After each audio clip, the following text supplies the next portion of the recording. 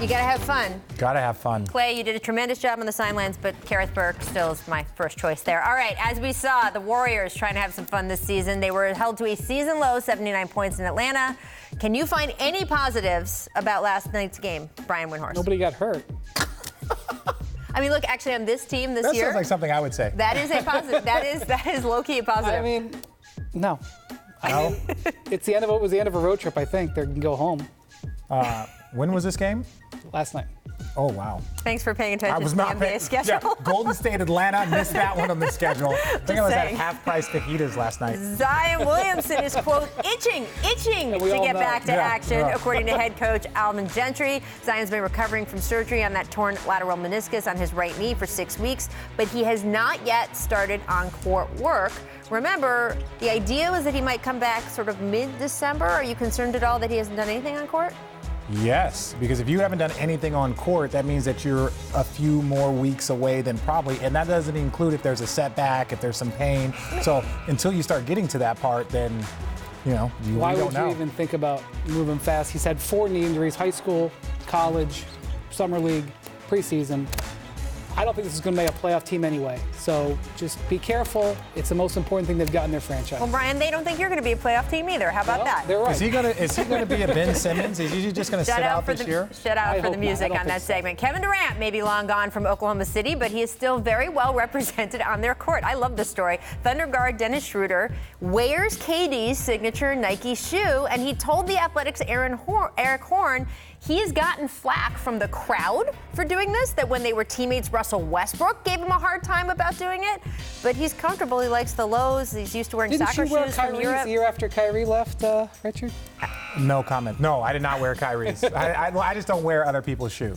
That's just not. Excuse me. I feel you on that. Yeah, one time. I mean, it's both cute and funny, but also if his teammates were sort of like, what you doing, Don't bro? you remember when Paul Pierce intimidated rookies not to wear LeBrons? I can't remember who that was. Shoes are a piece of equipment as far as I'm concerned.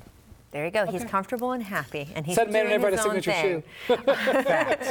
The Blazers are in LA to face the Clippers tonight. We will see a reunion of former teammates Carmelo Anthony and Paul George. Both PG and Kawhi talked about Melo being back in the league Sunday. Take a listen. I just hate how, first game Melo came back, the whole media was his plus minus was this, and him being on the floor, Portland generated this, and then now he's playing well, and the media is 3 games straight where he's did this and that. Like I just hate the narratives that's created by him being back. I don't think he was treated the right way. How they left him out there being a future Hall of Famer. As you can see, he's still running up and down the floor, so still got a lot of basketball left. Which is a little complicated because PG is talking about the media, which of course there's all different media who say all different things, and Kawhi is talking about the different teams that, quote, left him out there, meaning like who didn't put him on his roster. What do you feel about the way Melo was treated, the way both these guys are talking? Well, I think people have had his back when he was gone, and people, now that he's back and proving to people they have his back.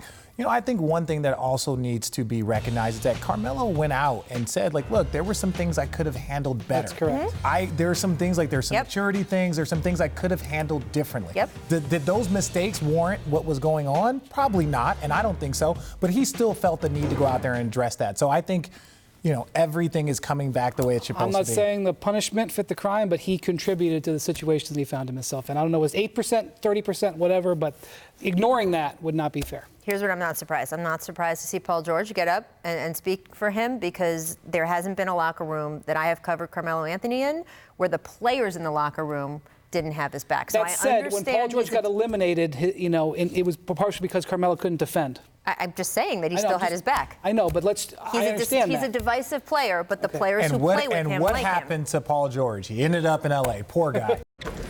Thanks for watching ESPN on YouTube. For more sports highlights and analysis, be sure to download the ESPN app. And for live streaming sports and premium content, subscribe to ESPN+.